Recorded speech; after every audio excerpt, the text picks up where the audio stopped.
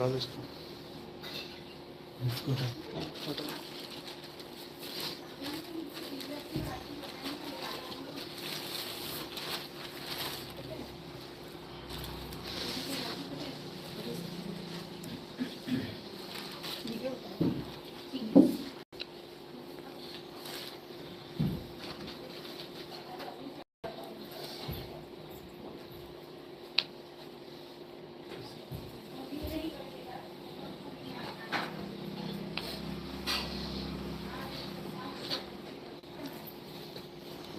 सद्गुरुदेव की जय। सतनाम सतनाम।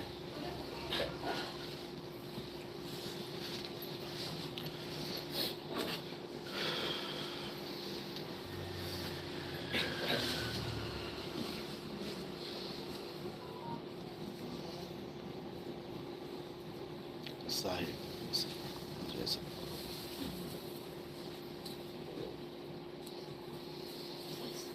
सतनाम साहिब जय सतनाम जय सतनाम जय सतनाम जय सतनाम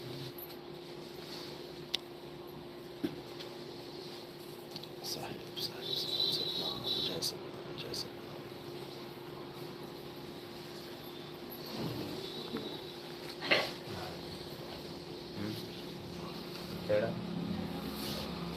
कहीं भी पैसा डाल दो।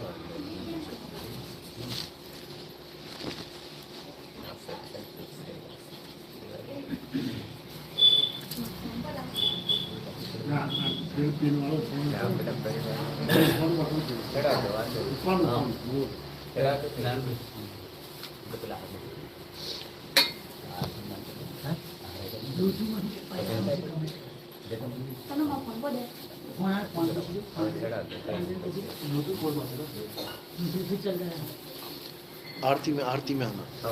आरती में मैडम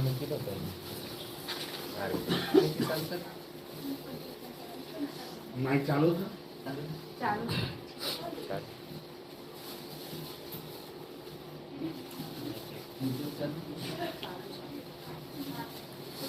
डिस्कनेक्ट कर दो लैपटॉप।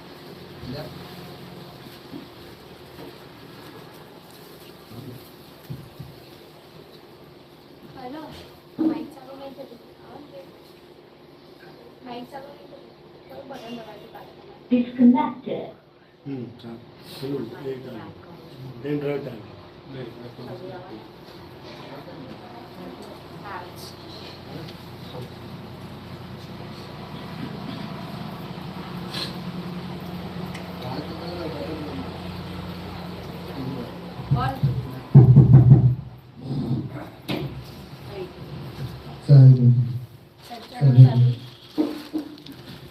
बाद में जब नाम दीक्षा हो बोलो रख लेना इसको।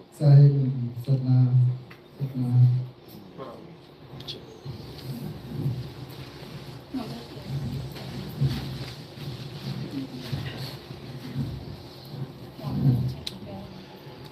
साईं बंद की सतनाम। तो परमात्मा की अपार कृपा, बंदी छोड़ की अपार दया से आज पंचमहाल गुजरात में इस मूल ज्ञान का प्रचार प्रसार होने जा रहा है। बहुत बड़े भाग होते हैं उन जीवों के जो अपने पूरे जीवन काल में एक बार भी इस मूल ज्ञान को सुन पाते हैं, और उससे भी बड़े भाग होते हैं उन जीवों के जो इस ज्ञान को थोड़ा सा भी समझ पाते हैं, क्योंकि ये ज्ञान केवल उसी के समझ में आता है जिस पर परमपिता परमात्मा की दया हो जाती है, जिस पर मालिक की मोहर लग जाती है। एक आम जीव को यह ज्ञान समझ में नहीं आ सकता। सारी उम्र भी सुनता रहेगा तब भी ये ज्ञान समझ में आने वाला नहीं है। ये ऐसा ज्ञान है। और ऐसा क्यों है, कारण क्या है? ऐसा इसलिए है क्योंकि आज तक जो भी भगवान के नाम पे, धर्म के नाम पे या कोई भी श्रद्धा विश्वास के नाम पे जो कुछ भी आज तक आपको पकड़ाया गया है, ये ज्ञान उससे बिल्कुल उलट है, बिल्कुल उलट। यानी अगर आपको कोई कहे कि चलो मंदिर चलें, मूर्ति पूजा करें, तो मन को कितना भा जाता है, अच्छी बात है, चलो चलते हैं। कोई कहे चलो गुरु जी के पास जाके मंत्र जपने का कोई मंत्र लेके आते हैं, घर में बैठ के जपेंगे, बहुत अच्छी बात है, मन एकदम मान जाता है। कोई कहे चलो 4 धाम की यात्रा कराते हैं, कोई तीर्थ व्रत कर लेते हैं, एक बार में मन मान जाएगा कि हाँ चलो, बहुत अच्छी बात है। लेकिन जब मूल ज्ञान आपके जीवन में आएगा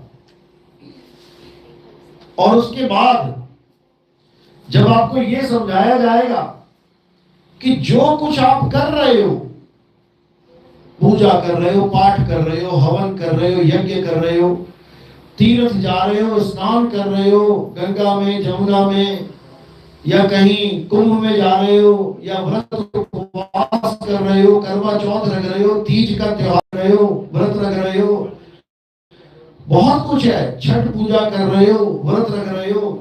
अगर आपको ये कह दिया जाए कि ये सब छोड़ना है, ये कैसा ज्ञान है? को मिलाने आए हैं कि भगवान को छुड़वाने आए हैं?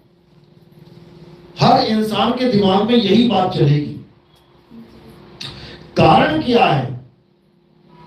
कारण यह है कि अभी तक हमें पता ही नहीं है कि इस दुनिया में हम करने क्या आए थे, और ना ही हमें कोई बताने वाला मिला कि इस दुनिया में हमें इंसान का जन्म मिला क्यों है, कारण क्या है। इसलिए जैसा हमें गुरु मिला, हम वही ज्ञान लेते चले गए। तो सबसे पुराने गुरु कौन है हमारे? ये जितने ब्राह्मण हैं, ये सब हमारे सबसे पुराने गुरु हैं। यानी कि इन्होंने ही शुरू में सबको ज्ञान दिया, ब्रह्मा जी का, विष्णु जी का, शंकर जी का, और पुराण पढ़ाए, माता का ज्ञान दिया, अलख निरंजन का ज्ञान दिया, बहुत सारा ज्ञान दिया जो आज तक हम लेके चल रहे हैं। गांव के गांव, शहर के शहर, एक त्योहार आ जाए ना, यह पूरा भीड़म भीड़ हो जाती है। किसकी वजह से? अभी शिवरात्रि आ जाए तो कहां कहां से शिव भक्त निकल के आएंगे, पूरा जाम लग जाएगा मार्केट में। अभी रामनवमी आ जाए, राम जी के मंदिर भर जाएंगे पूरे पूरे। अभी गणेश चतुर्थी आ जाए तो पूरा शहर सड़कों पे आ जाता है। महाराष्ट्र तो बंदी हो जाता है, इतनी भीड़ हो जाती है वहां पे। तो ये सब किसकी देन है? ये ब्राह्मणों की देन है। यानी पूजा पाठ, हवन, यज्ञ, जप, तप, व्रत, जो कुछ भी तुम कर रहे हो, ये ज्ञान हमें किसने दिया है? ये ब्राह्मणों ने दिया है। और जो मूल ज्ञान है वो कौन देता है? वो संत देते हैं। यानी जो ब्राह्मण आपको पढ़ा रहा है, जहां तक का ज्ञान दे रहा है, अच्छी बात है, ले लेना चाहिए, क्योंकि कुछ ना कुछ तो करना ही है ना जीवन में। अब मूल ज्ञान तुम्हें पता नहीं है होता क्या है, और ब्राह्मण के द्वारा ज्ञान तुम ले नहीं रहे हो, तो खाली घड़े रह जाओगे। कुछ तो भरो। अरे किसी को कुछ तो कहने लायक हो कि मैं पूजा करता हूं, मैं व्रत करता हूं, मैं ये करता हूं, मैं वो करता हूं। पता तो लगे कि हाँ दुनिया में आया तो भगवान को याद करना है। अब कुछ भी नहीं करता वो तो बेकार हो गया काम। तो इसलिए शुरुआती दौर में ये ज्ञान बहुत अच्छा है, पूजा पाठ का, हवन यज्ञ का। लेकिन जब हम अंत देखते हैं कि हमारे ज्ञान का, सारी भक्ति का अंत कहां होना चाहिए, तब ये ज्ञान किसी काम का नहीं रह जाता। इस ज्ञान की कोई वैल्यू नहीं रह जाती। जैसे एबीसीडी पढ़ने वाला बच्चा शुरुआत तो एबीसीडी से करता है। A for apple, B for bat, C for cat, पूरी किताब को अच्छे से पढ़ता है, अच्छे से रटता है। किताब फट ना जाए ध्यान भी रखता है, गीली ना हो जाए ध्यान भी रखता है। और जब वो करते करते करते डॉक्टर बन जाता है तो उस किताब की कोई वैल्यू नहीं रह जाती। फिर ए फॉर एप्पल वाली किताब पता नहीं कहां पड़ी होगी, कौन से स्टोर रूम में पड़ी होगी, कोई ना जाने कहाँ है वो। यानी आगे का ज्ञान मिलता है और पीछे वाला ज्ञान, पीछे वाले ग्रंथ, पीछे वाली किताबें पीछे छूट जाती हैं। इसका मतलब ये नहीं कि तुम्हारा डिमोशन हो रहा है, इसका मतलब ये नहीं कि तुम्हारी दुर्गति हो रही है, इसका मतलब ये है कि तुम्हारा प्रमोशन हो रहा है, तरक्की हो रही है तुम्हारी। आगे का ज्ञान पकड़ रहे हो और पीछे वाला छोड़ रहे हो, समझो। तो आज उसी आगे वाले ज्ञान को समझेंगे कि वो आगे वाला ज्ञान क्या है। पूजा पाठ सारी उम्र बीत गई करते करते, मरते दम तक पूजा ही करते रहोगे क्या? एक समय ऐसा आएगा पूजा भी नहीं कर पाओगे, हाथ पैर जवाब दे देंगे, बिस्तर पे पड़े रह जाओगे, मंदिर तक भी नहीं जा पाओगे, घंटी भी नहीं बजा पाओगे। तब क्या करोगे? फिर बिना पूजा पाठ के पड़े रहोगे बिस्तर पे। फिर तो कहते हैं अंत समय में भगवान के साथ जुड़ना चाहिए, अंत समय में तुम दूर हो गए भगवान से। पहले मंदिर जाते भी थे, अब तो चारपाई में पड़े हो, जा भी नहीं पा रहे हो, फिर कैसे पूजा करोगे? तो उसके लिए बना है मूल ज्ञान। यानी अब हमें वो ज्ञान समझना है जिस ज्ञान को प्राप्त करने के बाद हमें किसी और चीज की ख्वाहिश ही नहीं रह जाती, क्योंकि मूल ज्ञान आत्म ज्ञान को कहते हैं। आत्म ज्ञान यानी एक ऐसा ज्ञान जो अजर अमर अविनाशी है, और जो तुम पहले पकड़ के बैठे थे वो अजर अमर अविनाशी नहीं था। मंदिर की मूर्ति अजर अमर अविनाशी है क्या? हथौड़ा मारोगे टूट जाएगी कि नहीं? टूट जाएगी, हथौड़े मार मार के बनाई गई है मूर्ति। एक शिल्पकार ने मूर्ति कैसे बनाई? छेनी हथौड़ा लेके, छेनी से हथौड़े को वार कर करके छेनी पर मूर्ति को एक इंसान का रूप दिया, पत्थर को भगवान का रूप दिया। तो छेनी अगर गलत जगह लग गई वो हिस्सा टूट जाएगा। यानी ये खंडित है, अखंड नहीं है। किसी पेड़ की पूजा कर रहे हो, आज पेड़ की पूजा कर रहे हो, कल को किसी ने पेड़ ही काट दिया, ढूंढ रहे हो कहां चला गया, यही तो था। आज तुलसी की पूजा कर रहे हो, कल को तुलसी सूख के गिर गई, गमला खाली रह गया। यानी ये सारी चीजें जितनी भी हैं ये अविनाशी नहीं है, ये नाशवान है। तुम गलती से नाशवान वस्तुओं की पूजा कर रहे हो और ये समझ के कि मैं परमात्मा की पूजा कर रहा हूं, भगवान की। समझ हर इंसान यही रहा है कि मेरी भक्ति तो बिल्कुल सही जा रही है, मेरा पूजा पाठ तो बिल्कुल ओके चल रहा है, मैं तो भगवान की पूजा कर। भगवान का भाव ही नहीं जानते आप लोग। पूजा तो बहुत दूर की बात है भगवान की करना। तो इसी को आत्म ज्ञान को मूल ज्ञान कहते हैं। आत्म ज्ञान में क्या होता है? आत्म ज्ञान में केवल और केवल आत्मा की भक्ति होती है, आत्मा की। और पवित्र ज्ञान में आत्मा को छोड़ के हर चीज की भक्ति होती है, हर चीज की।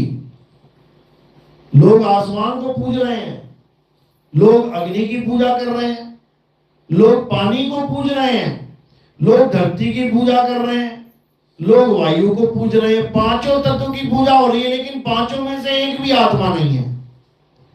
क्या आकाश आत्मा है? क्या पानी आत्मा है? क्या वायु आत्मा है? क्या धरती आत्मा है? क्या अग्नि आत्मा है? बिल्कुल नहीं है। ये तो पंच भौतिक जड़ तत्व हैं, आत्मा इनमें से कुछ नहीं है। आत्मा तो इन पांचों तत्वों को चला रही है। ये तुम्हारा शरीर कितने तत्वों का बना है? 5 तत्वों का। इसमें आकाश भी है, इसमें वायु भी है, अग्नि भी है, धरती भी है, पानी भी है। अब ये पांचों तत्व जो जड़ हैं, चेतन बने बैठे हैं। ये पांचों तत्व जो मुर्दा हैं, पानी को पूछो तुम क्या हाल चाल है भाई साहब, कितनी डिग्री आज ठंडक है आप में, बताएगा क्या? आग को पूछो और बहन जी क्या हाल है, कितना टेम्परेचर है तुम्हारा, बताओ जरा, बता रही है क्या? हवा को पूछो और मामा कैसे हो, कहां जा रहे हो, कितनी स्पीड में जा रहे हो, बताएगा क्या? जड़ है, जड़ नहीं बता सकते। तुम्हारी बात का जवाब नहीं दे सकते। लेकिन जब ये 5 जड़ तत्व एक इंसान रूप में बैठ जाते हैं, फिर बात करके देखना क्या हाल है भाई साहब। अरे बहुत बढ़िया जी। कौन कर रहा है ये बातें? ये 5 तत्वों से बातें कर रहा है क्या? ये शरीर से बातें कर रहा है क्या? ये बातें कर कौन रहा है? ये बोल कौन रहा है? किसकी ताकत से आवाज निकल रही है?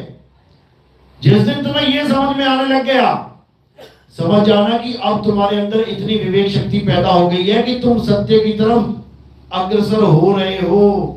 सत्य की तरफ तुम्हारा झुकाव हो रहा है, सत्य की तरफ तुम्हारा मुड़ान हो रहा है। कबीर साहब समझा रहे हैं, जाम के महल में बोलता राम है, तू जाम और राम को चीन भाई। इस चमड़े के महल में बोलता राम विराजमान है, लेकिन उसका भेद हमें ना पता होने के कारण हम उसे प्राप्त नहीं कर पा रहे हैं। वो बोलता राम और कोई नहीं है, वो हमारा असली आत्म स्वरूप है, जो सदा सदा बोलता रहता है, सदा, वो चुप ही नहीं होता कभी। उसी को अखंड शब्द कहते हैं, उसी को अखंड नाम कहते हैं।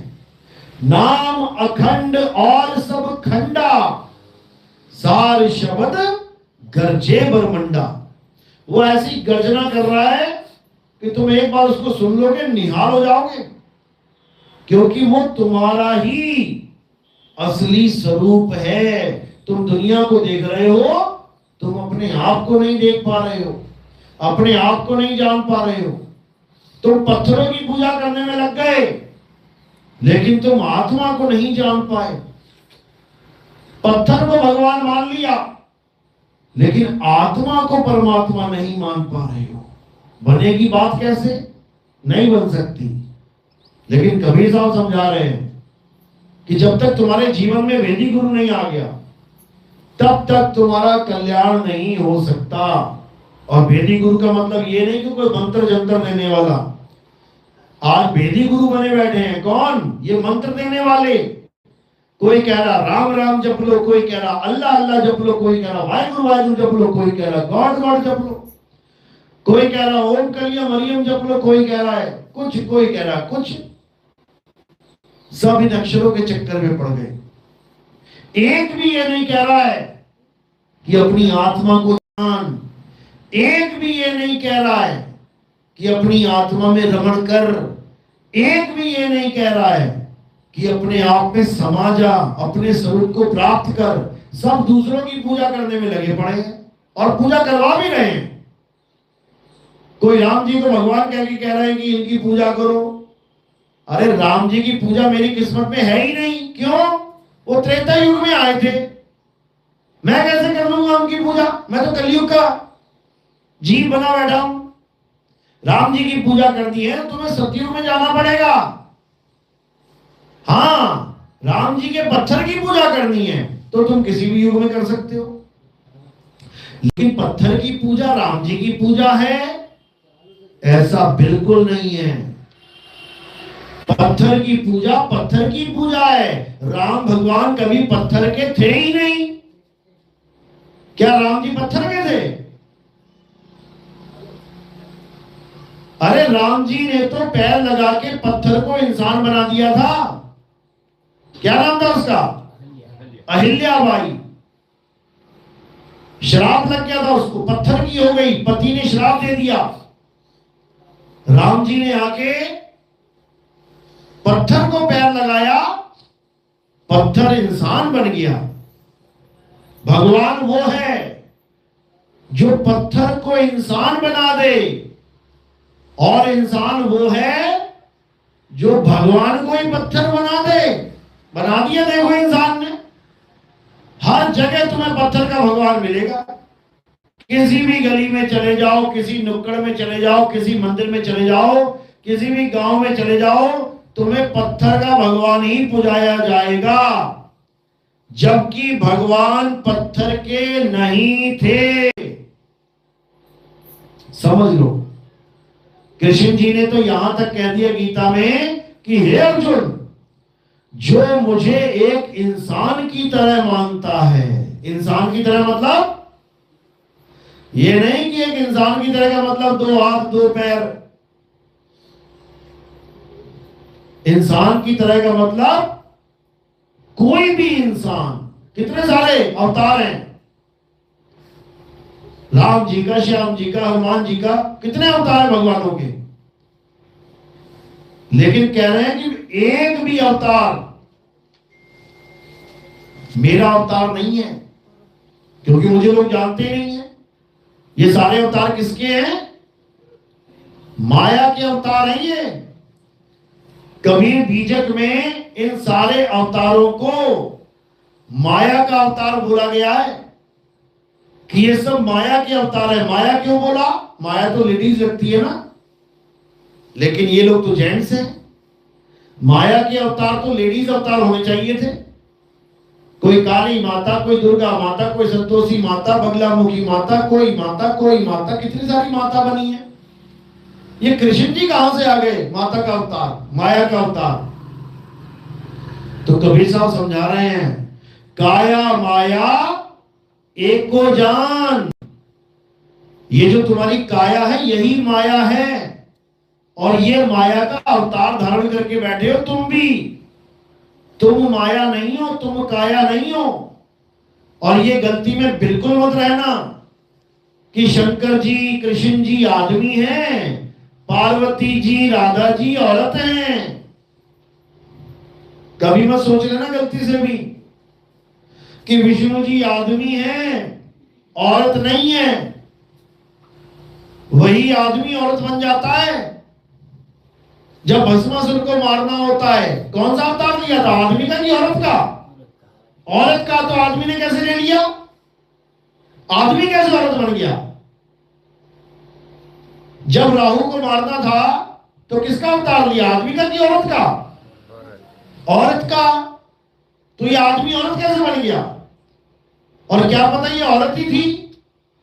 हमें दिखा रहे हैं कि मैं विष्णु बनी बैठी हूं, क्या पता वो सच में औरत ही हो। इसीलिए कई लोग क्या करते हैं, ब्रह्मा विष्णु महेश की पूजा ही नहीं करते हैं। किसकी करते हैं? जग जननी जगदम्बा। एक शक्ति पुत्र महाराज है एमपी में, वो कहते हैं कि जग जननी जगदम्बा की पूजा ही सबकी पूजा है। ये ब्रह्मा विष्णु महेश तो उसकी उत्पत्ति है, उत्पन्न किए उन्होंने तीनों को। जो उत्पन्न किया गया उसकी पूजा क्यों कर रहे हो? जिसने उत्पन्न किया है उसकी पूजा करो। बात तो बिल्कुल सही है, लेकिन अभी वो तत्वदर्शी नहीं है। वो तत्वदर्शी नहीं है, इसलिए आदमी और औरत को अलग अलग मान के बैठे हैं। जबकि शिव जी और शक्ति ने आधा आधा रूप दिखा दिया सबको। दिखाया कि नहीं? आधा आदमी आधी औरत, दोनों को मिल गया ना। अब बताओ ये आदमी है कि औरत है? ये तत्व ज्ञान है। वो ना आदमी है ना औरत है। जब जिसकी जरूरत पड़ती है वो वैसा रूप धारण कर लेती है। समझो इस बात को। ये जो तुम्हारे पास तत्व है, ये जो तुम सोच रहे हो मैं आदमी हूं, जब इसको तुम 2 हिस्सों में बांट दोगे तो इसमें 2 लोगों के अंश मिले हैं। किस किस के? एक पिता का अंश मिला है और एक माता का अंश मिला है। क्या केवल पिता से पैदा हो जाओगे या केवल माता से पैदा हो जाएगा शरीर? ये दोनों के अंश मिले हैं भाई इसमें। जब दोनों के अंश मिले हैं, तुम कैसे कह सकते हो कि मैं लड़का या मैं लड़की? केवल शारीरिक बनावट की वजह से अंश दोनों के हैं। पानी और आटा। पानी आदमी है या औरत? आटा आदमी है या औरत? दोनों आदमी और औरत नहीं है। लेकिन जब आटा गूंद के लड़का बना दिया उसी आटे से, तो वो आदमी कह रहा है मैं आदमी हूं। और उसी आटे से जब औरत बना दी गई तो वो कह रही है मैं औरत हूं। अब आटा और पानी आदमी औरत दिखाई दे रहे हैं नहीं। केवल शारीरिक बनावट की वजह से हम आदमी और औरत बने बैठे हैं, जबकि हम क्या हैं? जैसे तुम वैसे हम। ये 5 तत्व मेरे पास भी है, 5 तत्व एक लड़की के पास भी है, उसके पास भी हवा वायु अग्नि पानी है, धरती है, मेरे पास भी हवा पानी अग्नि धरती है, 5 तत्व दोनों के पास है, बस डिजाइन थोड़ा सा अलग हो गया। डिजाइन के चलते ये जीव आत्मा जो इन 5 तत्वों को चला रही है अपने आप को आदमी और औरत मान बैठी है, मात्र डिजाइन के चलते। ये डिजाइन बदल जाए तो तुम्हारे भाव बदल जाएंगे। तुम लड़का बैठे हो डिजाइन के चलते, अभी शरीर छूटे, अगला जन्म लड़की का मिल गया, एक बार कि मैं लड़का हूं, तुम अपने आप को लड़की मानने लग जाओगे। लड़की का शरीर छूट गया, कुत्ते का मिल गया, एक बार भी नहीं सोचोगे कि मैं कभी लड़का और लड़की था। तुम कहोगे मैं तो कुत्ता ही हूं। बिल्ली का शरीर मिल गया, तुम कहोगे मैं तो बिल्ली हूं। हाथी का शरीर मिल गया, मैं तो हाथी हूं। यानी जैसा तुम्हें उस आटे का शरीर मिल गया, जैसा डिजाइन मिल गया, तुम वैसा ही समझने लग जाओगे। तुम एक बार भी ये नहीं कहोगे कि मैं आटा हूं, मैं पानी हूं। नहीं, आटे और पानी को मिक्स करके जो भी डिजाइन बन गया, तुम्हें वही अपना स्वरूप दिखने लग जाएगा। बस समझ जाओ कि यही अज्ञान है, यही अज्ञान है। जब तक तुम अपने आप को आदमी या औरत मान के बैठे हो, तब तक तुम अपने सत्य स्वरूप को जान ही नहीं सकते। जब तुमने मान ही लिया कि मैं एक शरीर हूं, तब तक तुम आत्मा को पहचान ही नहीं सकते। आत्मा को पहचानने के लिए क्या करना पड़ेगा? तुम्हें आत्म ज्ञानी गुरु की शरण में जाना पड़ेगा। अगर तुम्हें गिटार सीखना है तो क्या करना पड़ेगा? तुम्हें गिटार वादक गुरु के पास जाना पड़ेगा। अगर तुम्हें हारमोनियम सीखना है तो क्या करना पड़ेगा? जो गुरु हारमोनियम बजाना जानता है, तुम्हें उसके पास जाना पड़ेगा, उससे सीखना पड़ेगा। तुम्हें अंग्रेजी सीखनी है तो क्या करना पड़ेगा? जो गुरु अंग्रेजी जानता है, तुम्हें उसके पास जाना पड़ेगा।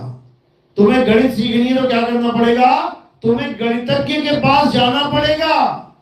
जिसको गणित अच्छे से आती है वही तो समझाएगा तुम्हें, वही तो सिखाएगा।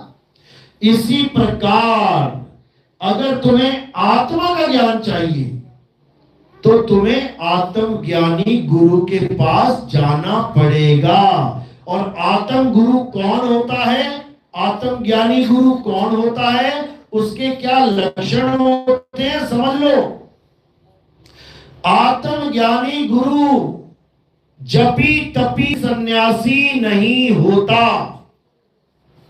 अब ये जपी तपी सन्यासी ये क्या होता है? इसकी परिभाषा सुन लो। जपी का मतलब होता है जो नाम जपे, जो मंत्रों का जाप करे। ओम नमः शिवाय, ओम नमः शिवाय, ओम नमः शिवाय। पूरा पूरा साल, पूरे 10 साल, पूरी उम्र लगे हुए हैं लोग जपने के लिए।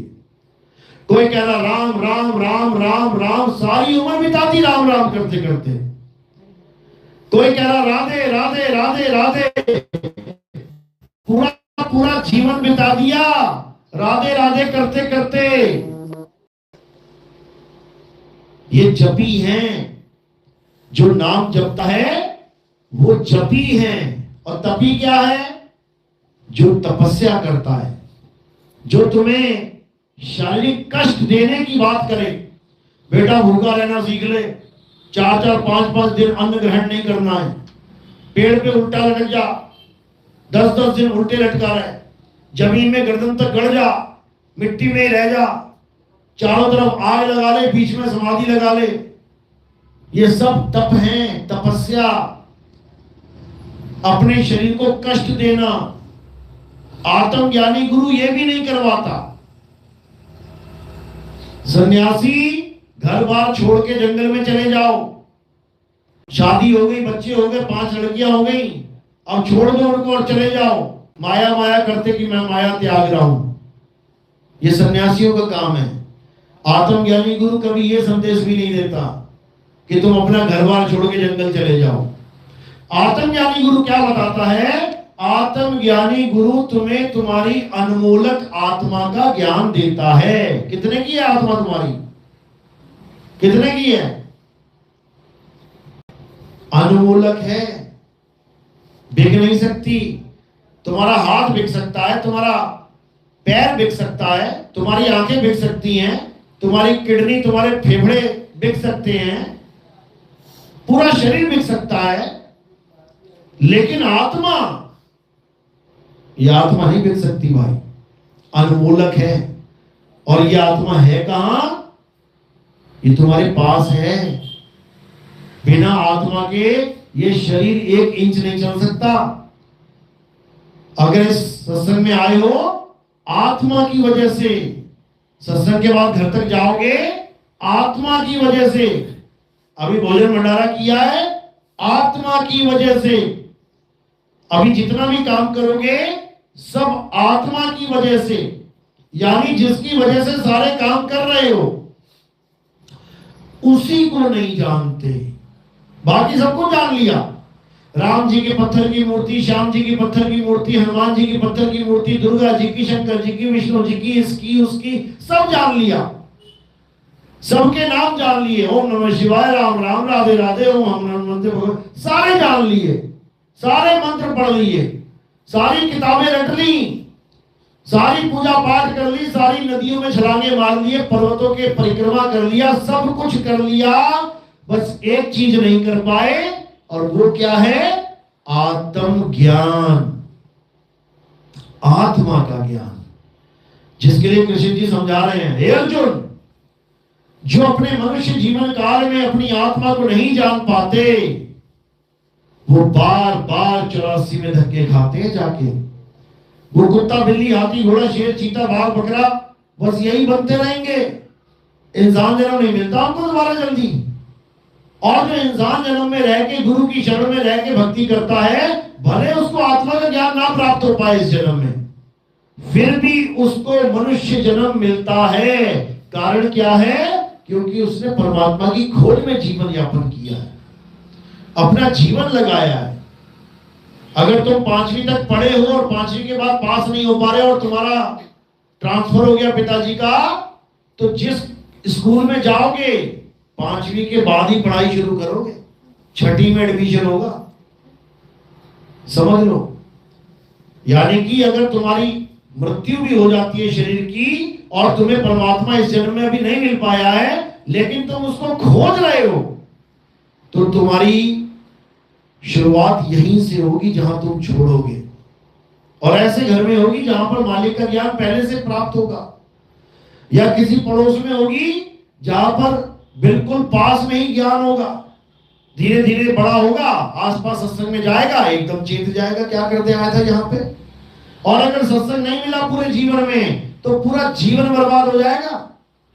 खाना सीख लेगा, पीना सीख लेगा, नहाना सीख लेगा, कमाना सीख लेगा, सब कुछ सीख लेगा, लेकिन जन्म मरण से मुक्ति कैसे हुए ये नहीं सीख सकता। ये कौन सिखाएगा? केवल आत्मज्ञानी गुरु। तो गीता में क्या बताते हैं? अध्याय 3 17वां श्लोक, हे अर्जुन, जो लोग अपनी आत्मा में रमण करते हैं, जो अपनी आत्मा में तृप्त हैं, जो अपनी आत्मा में संतुष्ट हैं, उनके लिए कोई धार्मिक कर्म कर्तव्य लागू ही नहीं होता। यानी हर प्रकार के कर्म कांड, हर प्रकार की पूजा विधि, हर प्रकार का मंदिर, मस्जिद, गुरुद्वारा, चर्च, जो कुछ तुम करते आ रहे हो उसकी जरूरत ही नहीं रह जाएगी।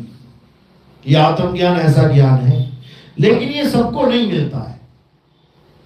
ये केवल उसको प्राप्त होता है जो इसके काबिल हो, जो इस बात को समझ पाए कि पत्थर बड़ा की आत्मा, मंत्र बड़ा की आत्मा, ये नदियां बड़ी की आत्मा, ये पहाड़ बड़े की आत्मा, ये शरीर बड़े की आत्मा। आत्मा के अलावा जितने भी मैंने नाम लिए सब नाशवान हैं। पत्थर टूट जाएंगे, नदियां सूख जाएंगी, तीर्थ फूट जाएंगे। अभी भूकंप आए, सारे तीर्थ गायब, समझो। सारे पेड़ कट जाएंगे, सूख जाएंगे, जल जाएंगे। ये सब नाशवान है, पूरा संसार नष्ट हो जाएगा। पूरे संसार में एक भी ऐसी चीज नहीं है जिसको तुम कह सको कि ये अविनाशी है। हे अर्जुन, अविनाशी केवल एक तत्व है, और उस तत्व का नाम है आत्म तत्व, उस आत्मा रूपी तत्व को जानना ही हमारे जीवन का परम लक्ष्य है। जैसे ही हम उस आत्म तत्व को जान लेंगे तो क्या हो जाएगा? हम भी वही हो जाएंगे। जो तू सो हम में और उस मालिक में कोई फर्क ही नहीं रह जाएगा। परम तत्व का ध्यान धरते धरते हम परम तत्व ही हो जाएंगे, क्योंकि हम परम तत्व ऑलरेडी हैं, बस जीव अवस्था में भटक रहे हैं और कुछ नहीं है। एक कुत्ता शीशे में देख के भाव भाव के मर जा रहा है, वो शीशे से बाहर पहले से ही है, लेकिन उसका ध्यान शीशे के अंदर चला गया है, इसलिए भाव के वो एक दिन मर जाएगा, क्योंकि वो समझ बैठा है कि मैं शीशे के अंदर हूं, सामने कुत्ता खड़ा लड़ रहा है, उसका ध्यान शीशे के अंदर लड़ रहा है, लेकिन कुत्ता शीशे से बाहर है। इसी प्रकार तुम्हें लग रहा है कि तुम इस मायाजाल में आ गए हो, क्योंकि तुम सब कुछ देख रहे हो, जो कुछ तुम्हें दिखाई दे रहा है तुम उसी को सत्य मान रहे हो, जबकि सत्य क्या है? तुम्हारा सत्य स्वरूप ही सत्य है। और तुम देख किसको रहे हो? इस जड़ माया जगत को। तुम दृष्टा बने बैठे हो, किसको देख रहे हो? दृश्य को देख रहे हो। और जब तक तुम दृश्य को देखते रहोगे तब तक तुम अपने ऊपर कभी ध्यान नहीं रख सकते, यानी तुम कभी अपने आत्म स्वरूप को नहीं प्राप्त कर सकते। कुत्ता जब तक देखता रहेगा शीशे के अंदर, वो कभी अपने स्वरूप को प्राप्त नहीं कर सकता। तो क्या करना पड़ेगा?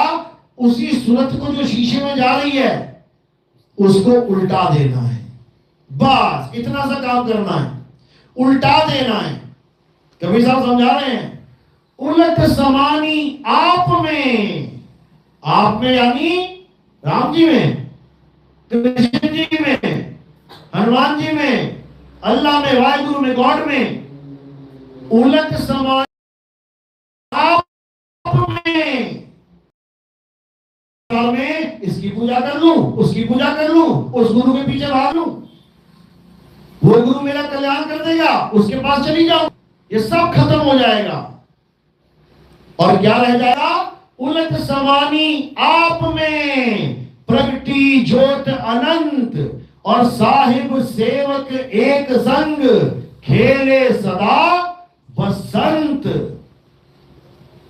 जो पतझड़ हो चुका है, जो बिछोड़ा हो चुका है, हम सत्य स्वरूप से बिछुड़ चुके हैं, ये तभी खत्म हो सकता है जब हम वापस यू टर्न लेके अपने स्वरूप तक पहुंच जाएं। और कुछ नहीं जानना है, अपने सत्य स्वरूप को जानना है, क्योंकि वही परमात्मा का नाम है और वही तुम्हारा नाम है। तो कह रहे सत्य स्वरूपी नाम साहिब का, सो निज नाम हमारा। हमारा नाम और परमात्मा का नाम एक ही है। लेकिन आप कहोगे मेरा नाम तो शीलावती है, मेरा नाम तो मनोज कुमार है, मेरा नाम तो प्रदीप कुमार है, परमात्मा का नाम भी यही है क्या? अरे ये तुम्हारा नाम नहीं है, ये तुम्हें पकड़ा दिया गया है नाम। हिंदुस्तान में पैदा हो गए तो हिंदी के नाम दे दिए, मुसलमान क्या पैदा हो जाते तो अरबी के नाम मिल जाते, अंग्रेज क्या पैदा हो जाते अंग्रेजी के नाम मिल जाते, जॉन, सैम, एडविन, फेल्विन, पता नहीं क्या क्या नाम दे देते अंग्रेजी के। फिर ये राम, श्याम, घनश्याम ना चलता। ये इसलिए चल रहा है क्योंकि हिंदुस्तान में टपक गए हो तुम, कहीं और टपक जाते तो वहां अटक जाते उन नामों में।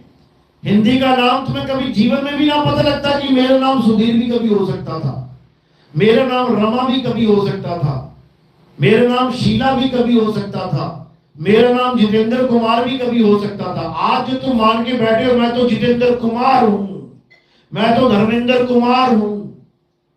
नहीं हो तुम, हिंदुस्तान में पैदा हो गए इसलिए ऐसे नाम दे दिए। अगर चाइना में पैदा हो जाते छुंग मुंग पुंग होता तुम्हारा नाम। तुम कहते what is your name? My name is छुंग मुंग पुंग। बताओ, हैं ऐसे बैठे हुए हैं। घुसो घुसो जरा चाइना में, पूछो क्या नाम है। मेरा नाम है आऊ माऊ चाऊ। ले लो आऊ माऊ चाऊ। फिर ऐसे नाम बोल रहे होते तुम। यानी ना तो तुम्हारा नाम सुधीर है, ना तुम्हारा नाम आऊ माऊ चाऊ है, ना तुम्हारा नाम एडविन एल्विन है। तुम्हारा कोई नाम ही नहीं है। ये सारे नाम इंसानों ने दिए तुम्हें तुम्हारे देश की भाषा के कारण। असल में तुम्हारा क्या नाम है? असल में तुम्हारा कोई नाम ही नहीं है। तुम अनाम हो, तुम बेनाम हो, तुम अकह हो, तुम अबोल हो, लेकिन तुम इसको जानते नहीं हो। इसलिए तुम खुद के भी नाम बना के बैठे हुए हो और अपने देवी देवता के भी नाम बना के बैठ गए। समझो, ये सारे नाम किसकी वजह से बना के बैठे हो? अक्षरों की वजह से। इन अक्षरों की वजह से तुमने सारे नाम बना डाले। इन्हीं अक्षरों पे प्रहार करते हुए कबीर साहब समझा रहे हैं, 52 अक्षर जोड़े आन, सकिया न अक्षर एक पहचान। जब बच्चा पैदा होता है, संसार में आता है, तो वहां पर उसका कोई नाम नहीं होता कि वो आके बोलता है मैं जी धर्मेंद्र हूं, मैं जी जितेंद्र हूं। वो नहीं बोलता। बल्कि तुम्हारे घर में खिचड़ी पक रही होती, क्या नाम रखे, क्या नाम रखे, क्या नाम रखे। जो तुम रख दोगे वही नाम हो जाएगा उसका। ये तुमने दिया है। और क्यों खिचड़ी पक रही है, क्यों नाम दे रहे हो? क्योंकि तुम्हारे पास 52 अक्षर हैं। एक गाय, एक बिल्ली, एक कुत्ता ना आपस में डिसाइड करते कभी बच्चे होने वाले हैं क्या नाम रखें इसका। कुत्ता कभी अपने 8 बच्चों के नाम रखेगा क्या? या भैंस ने कभी अपने बच्चे का नाम रखा है? पूरा जीवन जी के चला जाता है कुत्ता। गाय, भैंस, बकरे पूरा जीवन जी के चले जाते हैं, नाम की जरूरत ही नहीं पड़ती उनको। ये नाम की जरूरत किसे पड़ रही है? केवल इंसान को, केवल इंसान को। क्योंकि ये सोचता है कि अगर नाम ही नहीं है तो हस्ती नहीं है। इसलिए कोई भी आदमी मिलता है, सबसे पहले उससे क्या पूछा जाता है? तेरा नाम क्या है? ये जो दिख रहा है इससे मतलब नहीं है उसे। नाम के पीछे तेरा नाम क्या है, तेरा नाम क्या है, नाम बता, नाम बता। अरे पूरी हस्ती तेरे सामने खड़ी है, वो नहीं समझ में आ रही है और एक नाम के पीछे पड़ा हुआ है। जब 2 कुत्ते मिल जाते हैं, एक गली का दूसरे गली में आ जाता है, वो नाम पूछता है क्या नाम है तेरा? हस्ती खड़ी है सामने, भौंक रहा है, काट रहा है, दौड़ा रहा है, भगा रहा है, नाम नहीं पूछ रहा कि क्या नाम है तेरा। क्योंकि ये बीमारी केवल आदमियों को लगी है, इंसानों को। ये नाम की बीमारी इंसानों को लगी है और इस बीमारी को ठीक करने के लिए आया हूं मैं। इस बीमारी का पूरा इलाज करके जाएंगे। इस बीमारी का नाम क्या है? 52 अक्षरी रोग, जिसमें फंस गए हैं सब लोग। अब इस 52 का घेर खत्म करना है। कबीर साहब क्या कह रहे हैं? 52 अक्षर जोरे आन, सकिया न अक्षर एक पहचान। किसको पहचानना था? एक अक्षर को। क्या है वो एक अक्षर? क्या वो का है या खा है या गा है या आ ई ई उ? कौन सा वो अक्षर है? अक्षर का मतलब होता है जिसका कभी शर ना हो। शर यानी नाशवान, जो कभी नाशवान ना हो, अविनाशी, उसे अक्षर कहते हैं। तो 2 प्रकार के अक्षर हैं, एक 52 अक्षर और एक आदि अक्षर। 52 अक्षर जीव आधारा, आदि अक्षर जीभ्या से न्यारा। दोनों में फर्क समझ लो। जो 52 अक्षर है वो जीभ के द्वारा चलता है। ये जितने बाबा बैठे हैं ये तुम्हें नाम दे रहे हैं, जब वो बेटा राधे राधे राधे राधे राधे, ये जीभ फड़फड़ा रही है ना अंदर, तो राधे राधे निकल रहा है। और जिस दिन लगवा मार गया जीभ में, राधे राधे राधे करेंगे, फिर राधे भी ना बोल पाएंगे ये लोग। समझ लो, जिस दिन जीभ कट गई इनकी, किसी ने जीभ काट दी, राम राम नहीं निकलेगा मुंह से, राम राम करेंगे फिर, जैसे गूंगा करता है। बुलवा के देख लेना उसको कोई नाम। गूंगे के पास जुबान नहीं है, उसके पास कोई नाम नहीं है। जैसे जुबान आ गई फड़फड़ाती हुई, अब जितने मर्जी नाम बोल रहे इससे जुबान से। तो कबीर साहब कह रहे 52 अक्षर जीव आधारा और आदि अक्षर जीभ्या से न्यारा। जिस अक्षर से तुम्हारी मुक्ति होगी, जिस नाम से तुम्हारी मुक्ति होगी, वो ये जीभ के द्वारा नहीं बोला जा सकता। जीभ का कोई काम नहीं है वहां पे, इन होठों का, इस कंठ का कोई काम नहीं है वहां पे। होठ कंठ लागे नहीं और जीवा नहीं उच्चार, गुप्त वस्तु जो लखे सो निज हंस हमार। अब ये गुप्त वस्तु क्या है? ये गुप्त वस्तु तुम्हारी आत्मा है। पूरा शरीर तो दिखाई दे रहा है, लेकिन आत्मा नहीं दिखाई दे रही है। इसी गुप्त वस्तु को प्राप्त करना तुम्हारे जीवन का एकमात्र उद्देश्य है। और ये गुप्त वस्तु कब मिलेगी? जब तुम्हारे जीवन में भेदी गुरु आ जाएगा। कबीर साहब समझा रहे हैं, अरे वस्तु कहीं और ढूंढे कहीं, कैसे लागे हाथ। और गुप्त वस्तु तब मिले जब भेदी लीजे साथ। भेदी लीना साथ में और दीनी वस्तु लखाए। कोटि जन्म का बड़े ऋषि मुनि पीर पैगंबर औलिया ब्रह्मा विष्णु महेश नहीं ढूंढ पाए उस गुप्त वस्तु को। शंकर जी ने भी पूरा जोर लगा है। देखो आंखें बंद करके बैठ, क्या ढूंढ रहे हैं?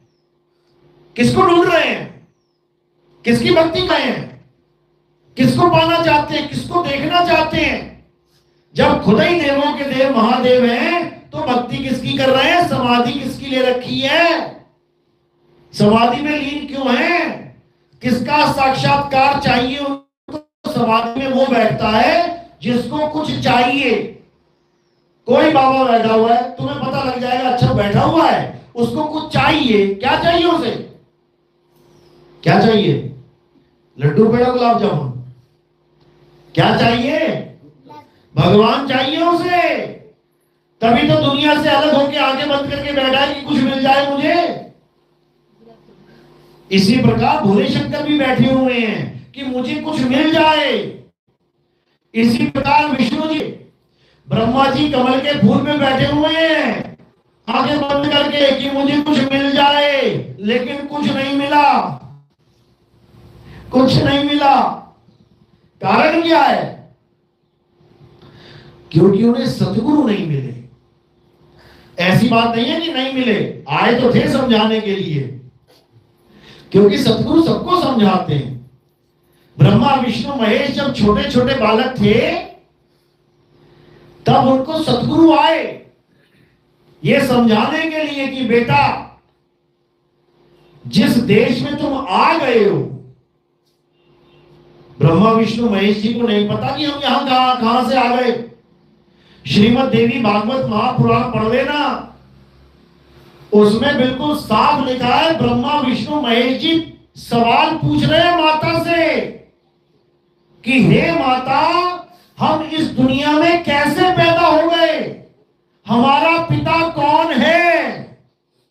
ये तुम्हें लिखित मिलेगा, मैंने नहीं लिखा, मैंने लिखा कहीं जाके, लेकिन तुम्हें कोई बता नहीं रहा है। क्यों नहीं बता रहा है? क्योंकि जो बताएगा वो खुद फंस जाएगा, क्योंकि उसका जवाब उसके पास भी नहीं है। इसलिए वो चाहता ही नहीं है कि तुम कभी ब्रह्मा विष्णु महेश से आगे की कहानी जानो। इसलिए उन्होंने ब्रह्मा विष्णु महेश पे ही कहानी का दी एंड कर दिया। समझो, ब्रह्मा विष्णु महेश से तो कहानी शुरू हो रही है, खत्म तो कहीं और जाके होगी। समझो, ब्रह्मा विष्णु महेश तो सबसे छोटे कार्यकर्ता हैं सृष्टि के। जैसे दुकान पे 3 लोग काम कर रहे हैं, एक का काम है शटर खोलना, दूसरे का काम है माल सजाना और तीसरे का काम है माल बेचना। अब तीनों अपना अपना काम कर रहे हैं और तुम जाके उन्हीं को मालिक मान लो तो महाबेवकूफ हो तुम लोग। मालिक कोई और है, वो तो कार्य करता है। क्या काम मिला ब्रह्मा विष्णु महेश जी को? ब्रह्मा जी सृष्टि में जीवों की उत्पत्ति करते हैं, यानी जितने शरीर बैठे हुए हैं शरीरों को पैदा कौन करता है? ब्रह्मा जी। इन शरीरों की पालना कौन करता है? विष्णु जी। इन शरीरों का संहार कौन करता है? शंकर जी। ये देवी महापुराण में लिखा हुआ है और ये पूछा जा रहा है। शंकर जी कह रहे हैं कि तुमने ब्रह्मा जी को इतना बढ़िया काम दे दिया पैदा करने का, तुमने विष्णु जी को इतना बढ़िया काम दे दिया पालन करने का, अरे माता मुझे तमोगुणी क्यों बना दिया? ये कटाई फटाई वाला काम मेरे हिस्से क्यों डाल दिया? समझो, वहां पे सब दर्ज है, पढ़ो जाके। तो कबीर साहब ये समझा रहे हैं कि ब्रह्मा विष्णु महेश इस दुनिया को चलाने के लिए 3 शक्तियां हैं, जिसको रजोगुण, सतोगुण और तमोगुण कहते हैं। लेकिन जो परमात्मा है वो गुणातीत है, वो गुणातीत है, वो गुणों में नहीं है। लेकिन लोग समझ नहीं पाते, इसलिए वहां तक पहुंच नहीं पाते। तो वहां तक पहुंचना है तो तुम्हें कबीर साहब की वाणियों को समझना पड़ेगा। कबीर साहब कहते हैं 3 देव को सब जग ध्यावे। किसको? ब्रह्मा विष्णु महेश को, 3 गुणों को। 3 देव को सब जग ध्यावे, चौथे देव का मर्म न पावे। अब ये चौथा देव कौन है? इसी का नाम है अलख निरंजन। ये चौथा देव है। ये अलख निरंजन की सृष्टि है। इसी अलख निरंजन को कबीर साहब ने काल निरंजन बोला है। इसी अलख निरंजन की सृष्टि का एक पल का भरोसा नहीं, कब क्या हो जाए। चलते चलते कब तुम्हें अटैक आ जाए, कब सोते सोते रात में भूकंप आ जाए, पूरा शहर धंस जाए, कब बैठे बैठाए समुद्र में सुनामी आ जाए, हजारों लाखों लोग मर जाएं, कब क्या हो जाए कुछ नहीं पता। ये अलख निरंजन की सृष्टि है, क्षण भंगुर, मायावी। ये अलख निरंजन की दुनिया है जिसमें आप और हम इस वक्त बैठ के आनंद ले रहे हैं, मजे ले रहे हैं। कोई कह रहा मेरी शादी करवाओ, मेरी शादी करवाओ। ये नहीं पता कि मौत का तांडव होने वाला है तेरे साथ। कोई कह रहा है मुझे अच्छी नौकरी मिल जाए। ये नहीं पता कि मौत आने वाली है तेरी, इंटरव्यू से पहले पता लगा मौत आ जाए। कोई कुछ कह रहा है, कोई कुछ कह रहा है। सब अपने अपने आनंद मंगल में लगे हुए हैं, ये भूल के कि काल निरंजन ने सबकी किस्मत में मौत नाम की सजा लिख रखी है। यानी जितने भी कैदी जेल में हैं सबको सजाए मौत हो चुकी है। आप तिहाड़ जेल में चले जाओ, बड़ी बड़ी जेल में चले जाओ, हजारों लोग हैं वहां पे, लेकिन ऐसी कोई साल के लिए, लेकिन ऐसी कोई जेल नहीं है जिसमें सबको फांसी होगी, नहीं होगी। लेकिन काल निरंजन की ऐसी जेल है जिसमें सबको फांसी होगी, सब मरेंगे।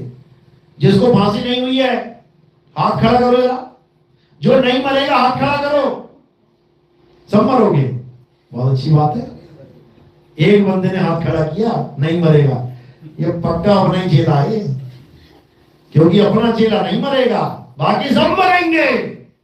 कबीर का चेला नहीं मरेगा, कारण है उसके पीछे, क्योंकि कबीर साहब का काम है तुम्हें अमर करना। अमर करूं सतलोक पठाऊं, आते बंदी छोड़ कहाऊं। अमर करते हैं वो, उनका काम है अमर कर देना, इसीलिए उसको अमर पुरुष भी बोला जाता है, सत्य पुरुष बोला जाता है, सत्य साहिब बोला जाता है, क्योंकि सत्य ही अमर है, सत्य का कभी नाश नहीं होता। और वो तुम्हें भी तुम्हारा सत्य स्वरूप दिखाने आते हैं, तुम्हें तुम्हारा सतनाम देने आते हैं।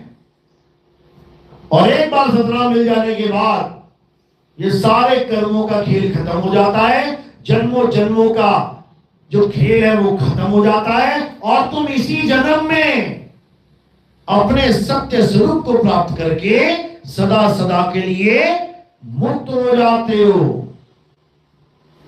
ये सतनाम की महिमा है। सतनाम वो नहीं है कि ओम सोम को सतनाम मान लो, काल भगवान और अक्षर पुरुष का नाम सतनाम है, बिल्कुल नहीं है। सत्य पुरुष का नाम सतनाम है, परमात्मा का नाम सतनाम है। तो समझा रहे साहिब, जो ही सतनाम हृदय धरिया और भयो पाप का नाश, जैसे चिंगारी अगन की पड़ी पुरानी घास। जैसे पुरानी घास का बहुत बड़ा पहाड़ है, तो क्या करना उसमें, केवल एक तिल्ली लगा देना। एक तिल्ली लगा दोगे पूरा पहाड़ जल के राख हो जाएगा, हवा चलेगी उड़ भी जाएगा साथ में, पता भी नहीं लगेगा यहां कभी वो पहाड़ था कि नहीं। इसी प्रकार हमारे कर्म हैं, ऐसी आग लगा देता है ये सतनाम हमारे कर्मों में कि हमें बाइज्जत बरी करवा देता है। समझ लो, बाइज्जत बरी क्यों करवाता है, क्योंकि हम ये मान बैठे हैं कि मैंने ये किया ये किया ये किया। सुबह नाश्ता करके आए हो, यहाँ भोजन किया ना सबने कर लिया, बस यही अज्ञान है कि कर लिया है। एक ने भी पानी की बूंद नहीं पी, एक ने भी अन्न का दाना नहीं खाया। किसने खाया? शरीर ने। और तुम कह रहे हो मैंने खाया मैंने खाया मैंने खाया। एक दाना तुम नहीं खा सकते, लेकिन पता नहीं तुम क्या क्या खा के बैठे हुए आज तक। बस यही कर्मों की मार है। जैसे तुम खा नहीं सकते, वैसे ही तुम कुछ कर भी नहीं सकते। हे अर्जुन, ये आत्मा अकर्ता है, ये आत्मा कुछ नहीं करता, तो कौन करता है? ये 5 तत्व 25 प्रकृति 3 गुण मन और माया ही सारा खेल खेलते हैं।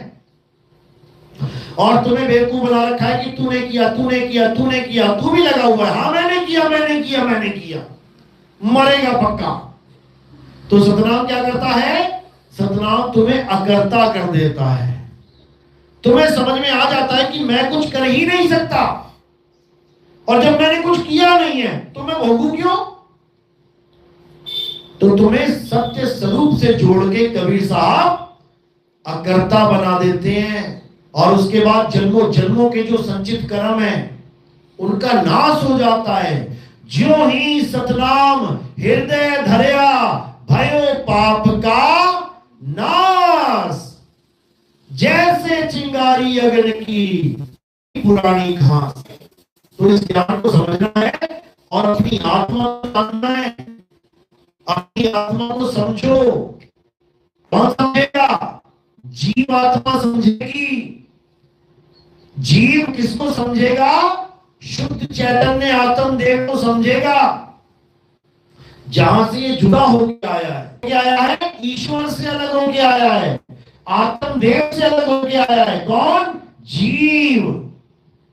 अब क्या करना है? अब वापस अपने घर चले जाना है, इसी को पलट देना है, इसी को उलट देना है। जहां से आया वहीं पहुंच जाना है।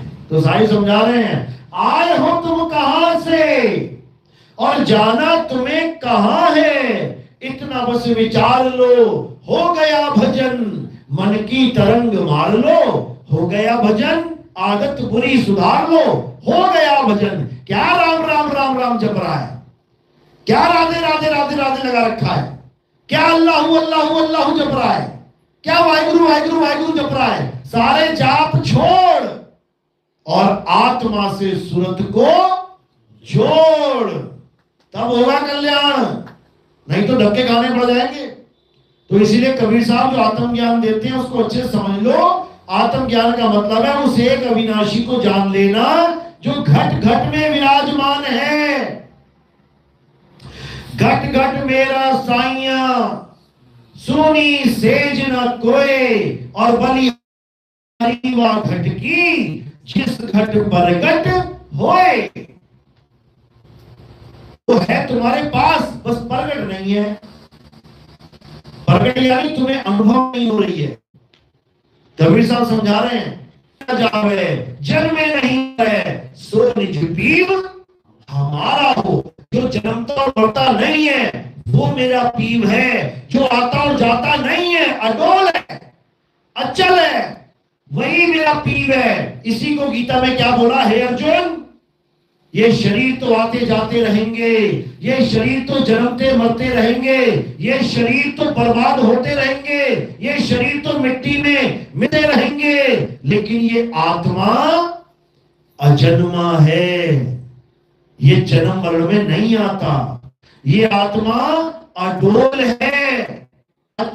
24वां श्लोक पढ़ो जरा।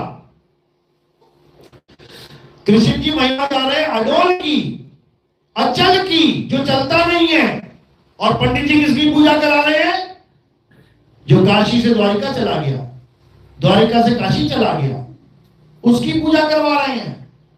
जो अयोध्या से श्रीलंका चला गया, श्रीलंका से वापस अयोध्या आ गया, उसकी पूजा करवा रहे हैं। और पूजा करनी किसकी है, जो अडोल है, अचल है, जो आता जाता नहीं है, उसको जानना है। उसको कैसे जानेंगे, जब तुम्हारे जीवन में आत्मज्ञानी गुरु आ जाएगा, वो तुम्हें समझा देगा बेटा क्या करना है क्या नहीं करना है। उसके बाद सारे भ्रम खत्म हो जाएंगे और तुम्हारे सामने तुम्हारा रास्ता, तुम्हारी मंजिल एकदम क्लियर दिखाई देने लग जाएगी। फिर तुम्हारा आना जाना खत्म, ना तुम जाओगे स्वर्ग में, ना तुम जाओगे नरक में, ना तुम जाओगे सतलोक, अलग लोक, अगम लोक, अनामी लोक, पितरलोक, फितरलोक, कहीं नहीं जाना। अरे ना कहीं आना, ना कहीं जाना, आपे में आप समाना। फिर ये ज्ञान होगा तुम्हें, और जब ये ज्ञान हो जाएगा फिर तुम्हें किसी की जरूरत नहीं है भाई। आपे आप रहेला साधो भाई, आपे आप रहेला, और ना कोई गुरु न चेला साधो भाई, आपे आप रहेला। यानी तुम अकेले हो जाओगे, अकेले। एक डाल दो पंछी बैठा, एक गुरु एक चेला, गुरु की करनी गुरु भरेगा, चेले की करनी चेला, तो उड़ जा हंस अकेला। तुमने अकेले हो जाना है बिल्कुल, समझ लो। गुरु का क्या काम है, तुम्हें मार्ग दिखाना। हाँ सेवा करो, गुरुओं की सेवा नहीं करोगे तो किसकी करोगे। जिसने तुम्हें मार्ग दिखाया उसकी सेवा नहीं करोगे तो किसकी करोगे। और उसकी सेवा का मतलब ये नहीं कि उसी की सेवा करनी है, उसी को लेटा के सेवा करते रहो। हाँ चलता है फिरता है, दिन रात दौड़ता है, पैर दबा लिए, कमर दबा दी, कोई बात नहीं।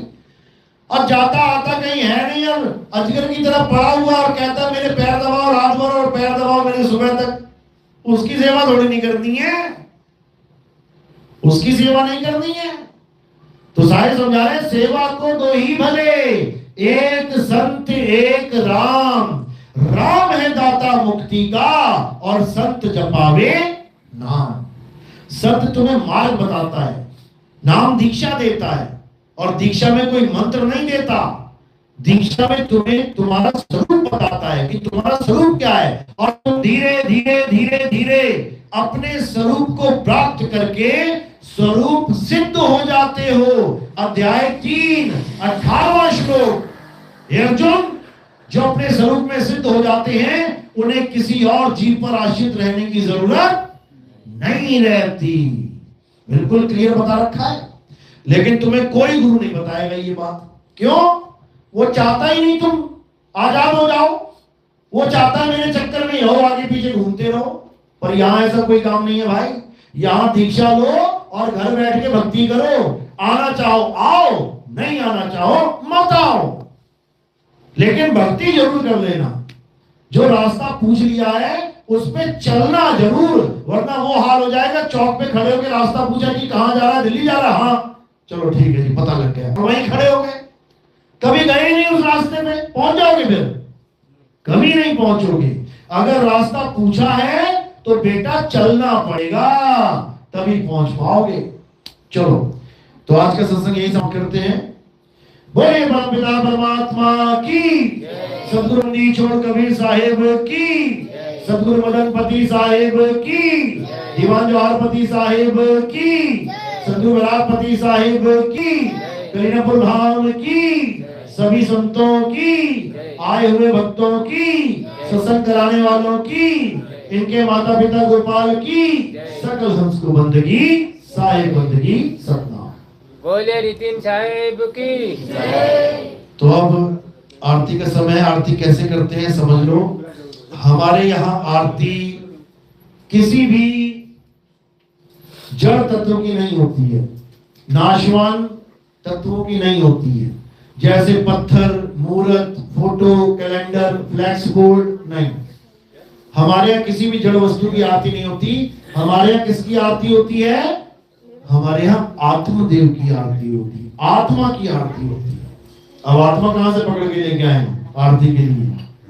मेरे पास आत्मा है, थैंक यू। बस इसी आत्मा की आरती होगी। संत हमारी आत्मा, हम संतन के जीव, और संतन हम में रम रहे, जीव माखन में घीव। तो हमारे यहाँ संतों को आत्म देव समझ के आरती होती है। संतों को काया माया मान के आरती नहीं करनी है कि कोई मुझे शरीर मानने लग जाए कि ये दाढ़ी मुझे में कौन बैठा, गुरुजी बैठे हैं, ये गुरुजी की गाड़ी है, गुरुजी कुछ और है। गाड़ी को गुरुजी मत मान लेना, ये गाड़ी थोड़े दिनों में छोड़ दी जाएगी, समझे? तो ये शरीर मान के गुरु की आरती नहीं होती है, गुरु आत्मदेव होता है। बोले परमपिता परमात्मा की सदाई जय हो। तो कैसे करना है? फूल सिर के ऊपर रखने हैं और एक बार थाली घुमा लेना, आरती कर लेना। कोई प्रचार प्रसार में योगदान करना चाहेगा तो केवल सेवा पैरों में रखनी है। सेवा का क्या किया जाता है वो भी आपको बता देते हैं। सुबह सुबह आप देखोगे, टीवी चैनल खोलोगे तो साधना टीवी और ईश्वर टीवी में हमारे प्रोग्राम आते हैं। हम लोगों को ये ज्ञान समझाने के लिए उन चैनल वालों को मोटी पेमेंट करते हैं। वो पेमेंट कहां से होती है? वो आप लोग के द्वारा जो दान सेवा चंदा मिलता है, हम उसको आगे ट्रांसफर कर देते हैं, ताकि उन लोगों तक भी ये ज्ञान पहुंचे जो लोग पूरे जीवन में मुझसे ना मिल पाए। मैं कहां कहां जाऊंगा? अभी एक कमरे में बैठे हैं, इसी गांव के लोग नहीं मिल पाएंगे मुझे। इसी गांव के आसपास जो लोग बैठे हैं, मैं आगे भी चला गया तब भी नहीं मिल पाए। सोचो कैसी किस्मत है। अगर हमारा प्रोग्राम टीवी में चलता है तो वो लोग जो पूरी उम्र मुझे नहीं मिल सकते हैं, उन तक भी मेरा संदेश पहुंच जाएगा। पहुंचेगा कि नहीं? हजारों फोन आते हैं मुझे, हजारों के हिसाब में। टीवी चैनल देख के हमारा नंबर मिल जाता है उनको। वो पूछते हैं क्या बात कर दी आपने? मैं क्या बात कर दी भाई? अरे सारे बाबा सुबह से लेके शाम तक कहते हैं नाम जपो, नाम जपो, नाम जपो, और आप थोड़ी देर के लिए आते हो, कहते हो नाम छोड़ो, नाम छोड़ो, नाम छोड़ो। खलबली मचा दी आपने। तो उसके बाद उनको YouTube चैनल से जोड़ दिया जाता है, क्योंकि हमारे प्रोग्राम लंबे लंबे नहीं आते, एक एक दो दो घंटे के। उसकी पेमेंट 8-8, 10-10 लाख रुपया है महीने की। एक प्रोग्राम देने की महीना भर 8 से 10 लाख रुपया हर महीने चाहिए। लेकिन हमने एक बहुत ही बढ़िया उपाय निकाला। छोटे छोटे पार्ट में जैसे ऐड आती है ना, जैसे कपड़ों की ऐड आती है, साबुन तेल पानी की ऐड आती है, ऐसे ही हमारी ऐड चलती है और दिन में कई कई बार चलती है। प्रोग्राम चलाएंगे तो सुबह या शाम को होगा, जो देख पाया, नहीं तो नहीं दिखेगा। ऐड अभी नहीं तो दोपहर में देख लेगा, दोपहर नहीं तो शाम को देख, अरे शाम नहीं तो रात तक तो देख ही लेगा।